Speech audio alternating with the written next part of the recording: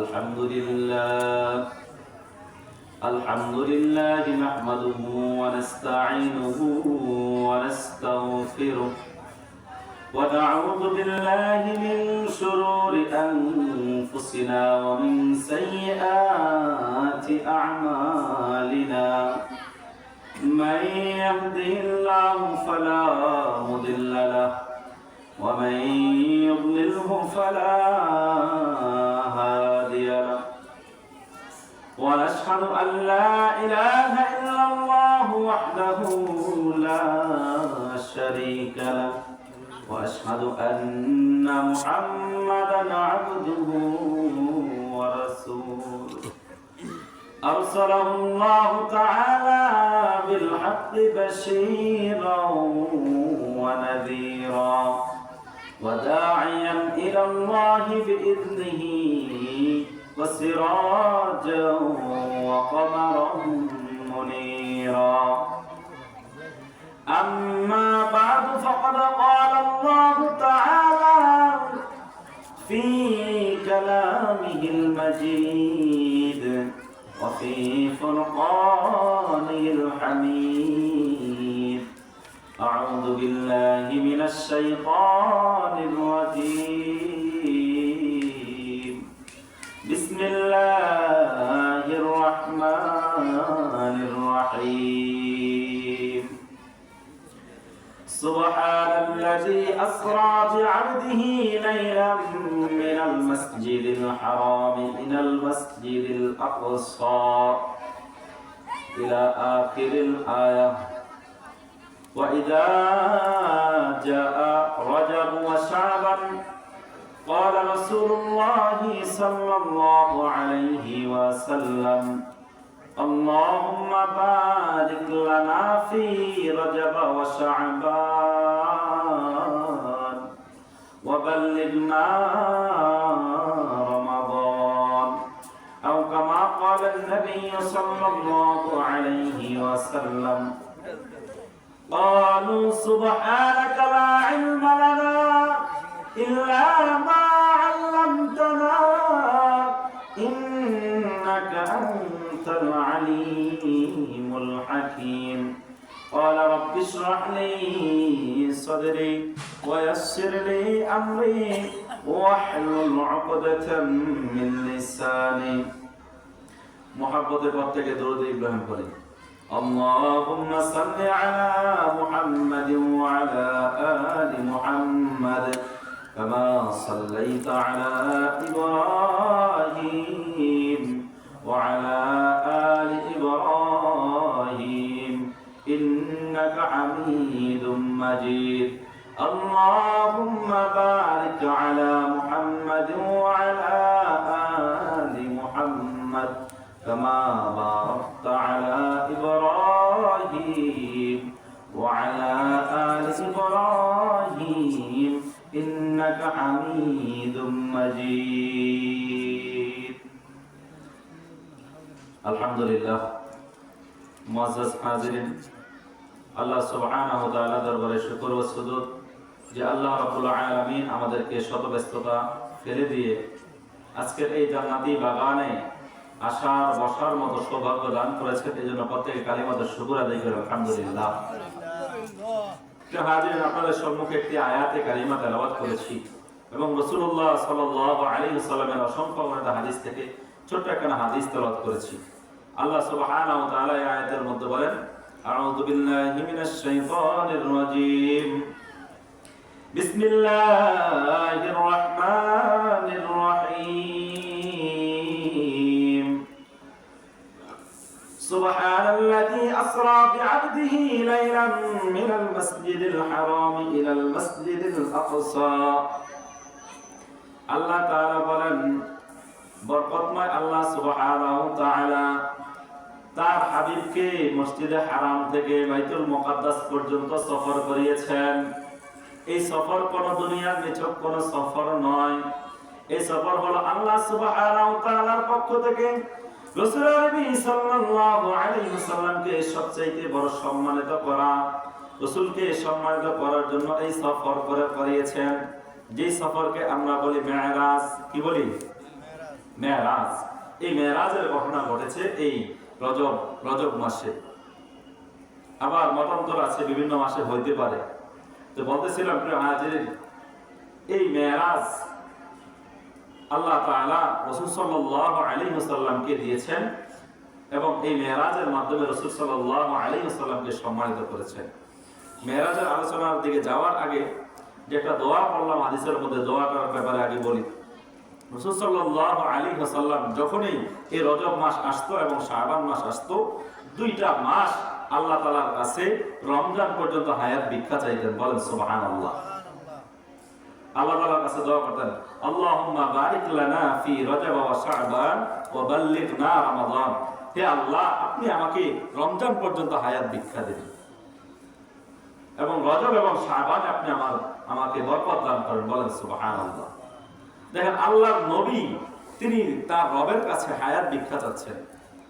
যেখানে আল্লাহর নবী হায়াত ভিক্ষা চাইতেছেন, রমজান যেন আমরা পাই, তাহলে আমাদের কি পরিমাণ ভিক্ষা করা দরকার, আমাদের কি পরিমাণ চাওয়া দরকার। আর একবার আর দুইবার এই দোয়া রাসূল করেন না, বরং রজব মাসের পুরা মাস রাসূল এই দোয়া করেছেন এবং শাবানের পুরা মাস এই দোয়া করেছেন, যেন রমজান পর্যন্ত তার হায়াতটা থাকে। এই রজব এবং শাবানে কত মানুষ মৃত্যুবরণ করছে না?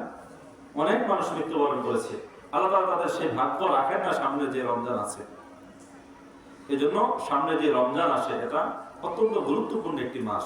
যেমন ঈদ আসলে প্রত্যেকটা ব্যবসায়ীরা তাদের ব্যবসা গোছানোর জন্য ব্যবসার সিজনের আগেই তার ব্যবসায়িক পণ্য এবং টাকা পয়সা আগে থেকে কোন কোন জায়গা থেকে ঋণ নিতে হবে, ধার নিতে হবে, একটু সব রেডি করে রাখে। অনুরূপভাবে যারা আসলে মুমিন, যারা আখিরাতের বাজার করবে প্রকৃতপক্ষে, তাদের বাজারের মৌলিক সময় হলো, বাজার বসে হলো রমজান মাসে। বলেন সুবহানাল্লাহ। এই জন্য রজব এবং শাবানে আমাদের প্রস্তুতি নিতে হবে। এই জন্য রাসূল দোয়া করতেন, হে আল্লাহ, আপনি রজব এবং শাবানে বরকত দেন এবং রমজান পর্যন্ত আপনার আমার হায়াতকে বৃদ্ধি করে দেন। দেখেন, আল্লাহর নবী যিনি এই দোয়া করতেন, তাহলে আমাদের কি পরিমাণ দোয়া করা দরকার। আমরা এই দোয়া করবো তো ইনশাআল্লাহ। এই দোয়া বেশি বেশি করে পাঠ করবো এই মাসগুলোতে। এই মাসের আমল এটা, এবং এই মাস এটা আরবি যে মাস আছে 12টি মাস, এই মাসের মধ্যে একটি আল্লাহ তাআলার কাছে অন্যতম মাস, সম্মানিত মাস রজব মাস। 4টি সম্মানিত মাস আছে, এর মধ্যে একটি হলো রজব, আর বাকিগুলো হলো জিলকদ, জিলহজ আর মুহররম। এই মাসগুলোতে আল্লাহ তাআলা বলেছেন যেন কেউ কারোর সাথে যুদ্ধ বিগ্রহ না করে। যেহেতু আমাদের সমাজে এখন যুদ্ধ নাই, অস্ত্র নিয়ে যুদ্ধ আছে বিভিন্ন দেশে আছে, আমাদের থাকতেও পারে বিভিন্ন জায়গায়, কিন্তু যেহেতু আমরা সৈনিক না, যুদ্ধ তো করে সৈনিকরা, আমরা তো সৈনিক না, তাই আমরা মিনি যুদ্ধ যেগুলো আছে, ঝগড়া ঝাঁটি, এগুলো যেন মানুষের সাথে না করি। এটা এই মাসের আদব, এটা এই মাসের আদব। আল্লাহ তাআলা আমাদেরকে আমল করার তৌফিক দান করুন। আল্লাহ। তো প্রিয় হাজিরিন, বলছিলাম যে আল্লাহ সুবহানাহু ওয়া তাআলা তার হাবিবকে মেরাজ দান করেছেন। এই মেরাজ কোনো স্বাভাবিক কোনো মেরাজ না। এই মেরাজটা কেমন ছিল এবং কেন রাসূলকে আল্লাহ তাআলা এই মেরাজটা দিয়েছেন। আল্লাহ রাসূল সাল্লাল্লাহু আলাইহি ওয়াসাল্লাম যখন মক্কায় দাওয়াত দিচ্ছিলেন, দ্বীনের তাবলীগ করতেছিলেন, দাওয়াত দিচ্ছিলেন, মানুষ দ্বীনের পথে আসছিল না। কিছু মানুষ কালিমা গ্রহণ করেছে, কিছু মানুষ কালিমা গ্রহণ করে না। রাসূল সাল্লাল্লাহু আলাইহি ওয়াসাল্লামকে ভৎসনা করেছে, রাসূল সাল্লাল্লাহু আলাইহি ওয়াসাল্লামকে তিরস্কার করেছে, নাউজুবিল্লাহ, পাগলও বলেছেন। কিন্তু রাসূল কালিমার দাওয়াত বন্ধ করেন না। রাসূল আমার আপনার জন্য কাঁদতেন যেন আমরা জান্নাতি হয়ে যাই। তো রাসূল সাল্লাল্লাহু আলাইহি ওয়াসাল্লাম এর নবুয়তের যখন 10 বছর পার হয়ে গেল, অর্থাৎ 40 বছর বয়সে নবুয়ত লাভ করেছেন, 50তম বছরে রাসূল সাল্লাল্লাহু আলাইহি ওয়াসাল্লাম তিনি তার চাচাকে হারালেন, হযরত আবু তালেব, জনাবে আবু তালেব তাকে হারালেন, যিনি রাসূল সাল্লাল্লাহু আলাইহি ওয়াসাল্লামকে সবসময় বাহিরে সাহায্য সহযোগিতা করতেন। কোন কাফের যদি রাসূলকে আক্রমণ করতে আসতো, তিনি বাধা দিতেন। আবার ঘরে আয়েশা রাসূল যখন কখনো বাহিরে দাওয়াত দিতে গিয়ে মন খারাপ হতো, ঘরে যে সান্ত্বনা দিতেন তিনি ছিলেন রাসূলের বিবি হযরত খাদিজাতুল কুবরা রাদিয়াল্লাহু তাআলা আনহা। তো সেই বছর রাসূলের চাচা ইন্তেকাল করলেন। এরই 5 দিনের মাথায় তার সহধর্মিণী একমাত্র স্ত্রী, তখন একজনই স্ত্রী ছিল, হযরত খাদিজা রাদিয়াল্লাহু তাআলা আনহা ইন্তেকাল করলেন। বাহিরে যিনি তাকে সান্ত্বনা দিতেন, ঘরে যিনি তার মাথায় হাত বুলিয়ে দিতেন, দুইটা মানুষকে তিনি হারালেন। এবং মক্কার মানুষগুলো রসুলকে এখন নির্যাতন আগের চাইতে বাড়িয়ে দিল। রসুল চিন্তা করলেন, আমি আমার এই দিনের দাওয়াত আমি এখন তায়েফে দেব, আমার মামার দেশে দিব। তখন তিনি তার মামার দেশে তায়েফে দাওয়াত দেওয়ার জন্য তিনি সেদিকে চলে গেলেন। একবার হযরত আম্মা জান আয়েশা রাদিয়াল্লাহু তাআলা আনহা রাসূল সাল্লাল্লাহু আলাইহি ওয়াসাল্লাম এর পিঠের মধ্যে কিছু দাগ দেখলেন। দাগ দেখে বললেন, হে আল্লাহর নবী, আপনার কি ছোটবেলায় কি কখনো বসন্ত হয়েছিল নাকি? রাসূল বললেন, হায় আয়েশা, আমার পিঠে কখনো বসন্ত হয় না। আমি তো বললাম সেই নবী যেই নবীর গায়ের উপর একটা মশা মাছি পর্যন্ত বসা হারাম। আমি তো বললাম সেই নবী যেই নবী কোন পথ দিয়ে হেঁটে গেলে দীর্ঘক্ষণ পর্যন্ত সেই পথের মধ্যে গেরাজ ছড়িয়ে থাকতো। আমি তো হলাম সেই নবী যেই নবীর শরীর থেকে যখন ঘামগুলো বের হতো, এই শরীরের ঘামগুলো সাহাবায়ে কেরাম শিশি বলে রাখতো।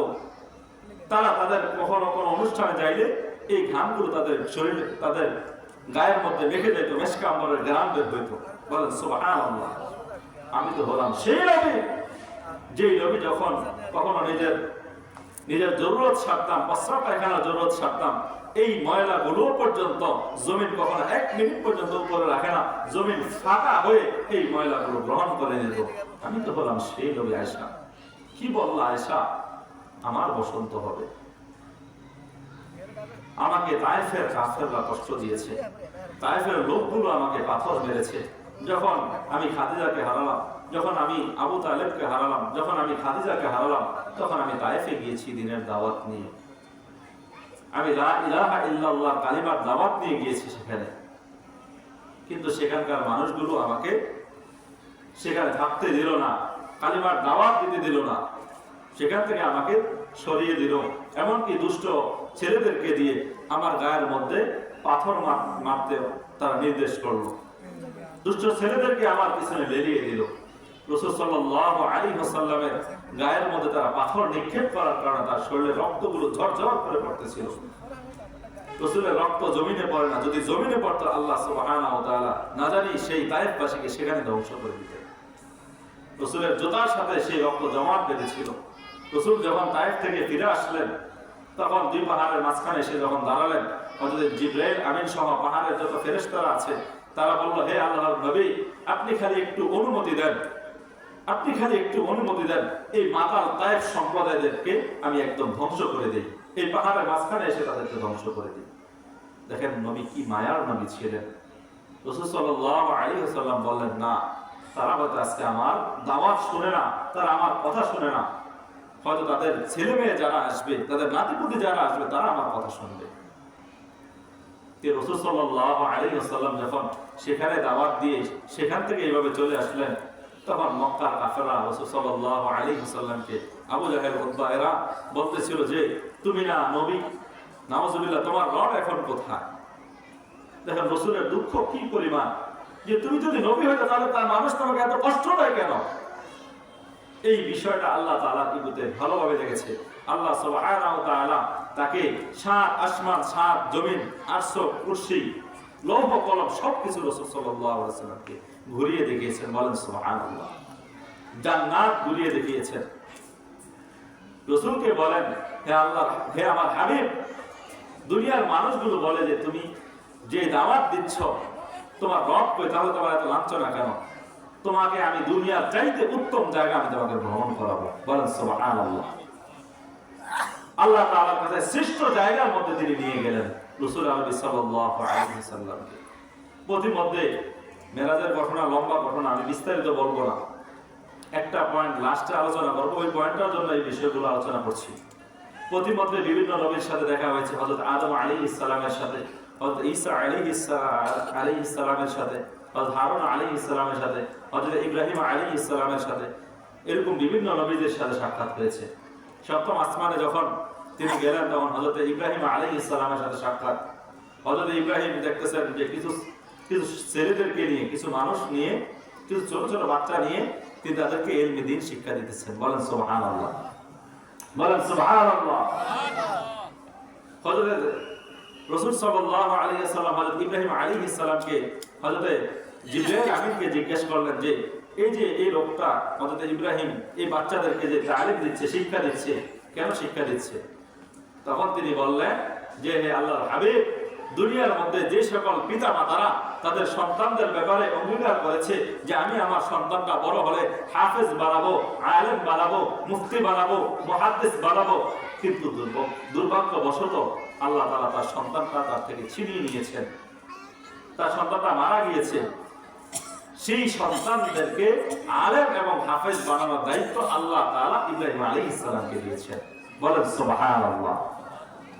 প্রিয় হাজিরিন, যেহেতু জানুয়ারি মাস চলছে, আমরা আমাদের সন্তানগুলোকে দ্বীনি মাদ্রাসায় পড়ানোর চেষ্টা করবো ইনশাআল্লাহ। করবো তো ইনশাআল্লাহ? আমরা আমাদের সন্তানদেরকে সবচাইতে শ্রেষ্ঠ মানুষ হিসেবে গড়ে রাখার জন্য চেষ্টা করবো ইনশাআল্লাহ। সবচেয়ে বড় সম্পদ বানানোর চেষ্টা করবো। দুনিয়ার মধ্যে সবচেয়ে বড় সম্পদ হলো আমার আপনার সন্তান। শুধু সন্তান জন্ম দিলাম, বাবা ডাক শুনলাম সুন্দরভাবে, এটাই সন্তান না, বরং তাকে দ্বীনি শিক্ষা দিতে হবে। দ্বীনি শিক্ষা যদি দিতে পারি তাহলে সে উত্তম সম্পদে পরিণত হবে। আপনি অনেক সম্পদ কামাইলেন, কিন্তু সেই সম্পদ আপনার দুনিয়ায় থাকা অবস্থায় এটা আপনার ক্ষতিরও কারণ হতে পারে। আপনার সম্পদের লোভে করে আরেকজন আপনাকে খুন করবে, আরেকজন আপনার সাথে হিংসা করবে। কিন্তু আপনি যদি আপনার সন্তানকে উত্তম সম্পদ বানিয়ে দিতে পারেন, তাহলে এই সন্তান আপনার দুনিয়াতেও লাভ, আখিরাতেও লাভ। দেখেন বর্তমান সময় যে পরিমাণ বৃদ্ধাশ্রম আছে, আজ থেকে 20 বছর আগে এই পরিমাণ বৃদ্ধাশ্রম আছে? বৃদ্ধাশ্রম বোঝেন তো? হ্যাঁ, কিন্তু বর্তমান সময় আগের চাইতে কি শিক্ষা কম হয় না বেশি হয়? তাহলে বৃদ্ধাশ্রম এত শিক্ষা, তাহলে বৃদ্ধাশ্রম বাড়লো কেন?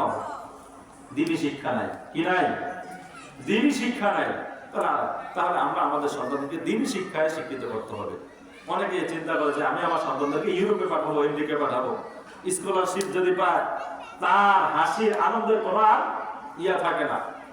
কিন্তু এই সন্তানরাই এক সময়, এক ছেলে থাকে ইউরোপে, আরেক ছেলে থাকে কানাডা, এক এক দেশে এক ছেলে থাকে, মেয়ে থাকে, আর বাবা মাকে কে দেখবে? তখন কি করে? এই সন্তানরা বাবা মাকে পাঠিয়ে দেয় বৃদ্ধাশ্রম। বলেন নাউজুবিল্লাহ। এই জন্য আমরা আমাদের সন্তানদেরকে এমন সন্তান বানাবো যারা আমাদের দুনিয়াতেও কাজে লাগবে, আখিরাতেও কাজে লাগবে। রাসূলুল্লাহ সাল্লাল্লাহু আলাইহি ওয়াসাল্লাম বলেন, যখন দুনিয়াতে কোনো মানুষ মৃত্যুবরণ করে তখন তার দুনিয়ার সব কিছু সে দুনিয়ায় রাখে যায়, তবে কিছু জিনিস ছাড়া যেটা তার কাজে লাগে। ওয়ালাদুন সালিহান ইয়াদউ লাহ, এর মধ্যে অন্যতম হলো একটা নেক সন্তান রেখা যাওয়া, যেই সন্তান তার জন্য দোয়া করবে। আমরা এরকম নেক সন্তান রেখা যাবো তো ইনশাআল্লাহ। ইনশাআল্লাহ এটা আমার দুনিয়াতেও কাজে লাগবে, আখিরাতেও কাজে লাগবে। তো প্রিয় হাজিরিন, বলছিলাম হযরত ইব্রাহিম আলাইহিস সালাম তিনি এরকম বাচ্চাদেরকে হাফেজ বানাচ্ছেন, আলেম বানাচ্ছেন।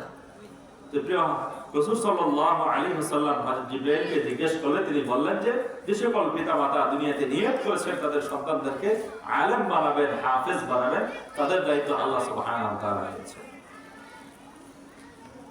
আল্লাহু আকবার। এরপরে রাসূল সাল্লাল্লাহু আলাইহি ওয়াসাল্লামকে যখন একবারে লাস্টে সিদরাতুল মুনতাহা পর্যন্ত রাসূল গেলেন, এরপরে আর হযরত জিবরাইল আমিনের যাওয়ার আর কোনো অনুমতি নেই। হযরত জিবরাইল আমিন বলেন, এরপরে যদি আমি যাই আমার প্রত্যেকটা ডানা আল্লাহ তাআলার নূরে জ্বলে শেষ হয়ে যাবে। বলেন সুবহানাল্লাহ। অথচ সেখানে আমাদের নবীকে আল্লাহ সুবহানাহু ওয়া তাআলা পাওয়ার দিয়ে গিয়েছে। আল্লাহু আকবার। আল্লাহর নবীকে আল্লাহ তাআলা কেমন জানি বলতেছেন, হাদিসের মধ্যে আসছে যে হে আমার হাবিব, আমি আপনাকে যখন আপনি ছোট ছিলেন, যখন আপনি কি ছিলেন? ছোট ছিলেন, মা আমেনার কোলে ছিলেন, তখন ওই জন্মের দিন অথবা মতান্তরের তার পরের দিন আমি পুরো বিশ্বকে আপনাকে ঘুরিয়ে দেখিয়েছি। বলেন সুবহানাল্লাহ। ফেরেশতারা রাসূল সাল্লাল্লাহু আলাইহি ওয়াসাল্লামকে কোলে নিয়ে পুরো জাহান ঘুরিয়ে দেখিয়েছে। রব বলে যে আমি তখন আপনাকে পুরো জাহান ঘুরিয়েছি, সকল মানুষ, সকল জিন, ইনসান, গাছপালা, তরুলতা সবাই আপনাকে দেখেছে, কিন্তু তখন আপনি বুঝেন না। হে আল্লাহর হাবিব, কাফেররা আপনাকে নিয়ে দুনিয়াতে টিটকারি করে, আর আমি রব আপনাকে এখন সেই দুনিয়া থেকে আসমানে নিয়ে এসেছি, 7 আসমান ঘুরিয়েছি, এখন আপনি দেখতেছেন পুরা জাহান, আপনি আমার দেখতেছেন। বলেন সুবহানাল্লাহ। তা আল্লাহ সুবহানাহু ওয়া তাআলা পারে কিনা বলেন? পারেন। আল্লাহ তাআলা সব করতে পারেন, সকল ক্ষমতার অধিকারী আল্লাহ সুবহানাহু ওয়া তাআলা। এরপর আল্লাহ তাআলার সাথে যখন সাক্ষাৎ হলো, রাসূল সাল্লাল্লাহু আলাইহি ওয়াসাল্লামকে আওয়াজের মাধ্যমে বলা হলো যে আপনি আপনার রবের কাছে হাদিয়া পাঠান। কারণ কি হাদিয়া পাঠাবে আপনি চিন্তা করেন, ভাবা যায়? আপনি যদি এদেশের প্রধানমন্ত্রীর কাছে যান, এই এলাকার কাউকে যদি বলা হয় যে আপনি প্রধানমন্ত্রীর কাছে যান, তখন প্রত্যেকে চাইবে কিছু না কিছু হাদিয়া নিয়ে যাওয়া, ঠিক না? তা আল্লাহ রাসূল সাল্লাল্লাহু আলাইহি ওয়াসাল্লাম সেখানে গিয়েছিলেন, কি বলবেন? তখন বলা শুরু করেন, আতাহিয়াতু লিল্লাহি ওয়াস সালাওয়াতু ওয়াত তাইয়্যিবাত, আসসালামু আলাইকা। এরপরে আল্লাহ তাআলা বলেন, আসসালামু আলাইকা আইয়ুহান নবী, হে নবী আপনার উপর সালাম বর্ষিত হোক। বলেন সুবহানাল্লাহ।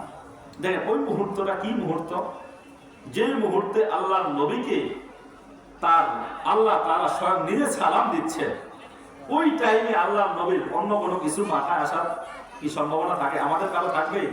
কিন্তু আল্লাহর নবী এসেছে। তখন এই মদনা গ্রামের আমাকে আপনাকে আমাদের রাসূল ভুলেন না, আল্লাহর হাবিব ভুলেন না। তিনি বলেন, আসসালামু আলাইনা ওয়া আলা ইবাদিল্লাহিস সালিহিন। বলেন সুবহানাল্লাহ। যে তাশাহুদ করি, এই তাশাহুদের মধ্যে এই কথাগুলো আছে যে আমার সমস্ত উম্মতের উপর এই সালাম বর্ষিত হোক। বলেন সুবহানাল্লাহ। এই সালাম কোথায় দিয়েছেন? রাসূলকে আল্লাহ তাআলা তার নিজের বিশেষ কামরা, খাস কামরায় নিয়ে সালাম দিয়েছেন, এই তাশাহুদের সালাম দিয়েছেন। এই তাশাহুদ যখন আমরা পড়ব, তখন আমরা এই বিষয়টা খেয়াল করে পড়ব। দেখবেন আমার আপনার নামাজ একবারে আল্লাহ তাআলার সাথে মেরাজ, যে রাসূল যে মেরাজ করেছেন এই মেরাজের মতো হবে। বলেন সুবহানাল্লাহ। হাদিসের মধ্যে আসছে, as-সালাতু মিরাজুল মুমিনিন, সালাত হলো মুমিনদের মেরাজ। তা আল্লাহ রাসূলকে আল্লাহ তাআলা সেই তার কাছে নিয়ে মেরাজ দিয়েছেন, মেরাজ করিয়েছেন। আর আমাদের মেরাজ প্রতিদিন ৫ ওয়াক্ত সালাতের মধ্যে। বলেন সুবহানাল্লাহ।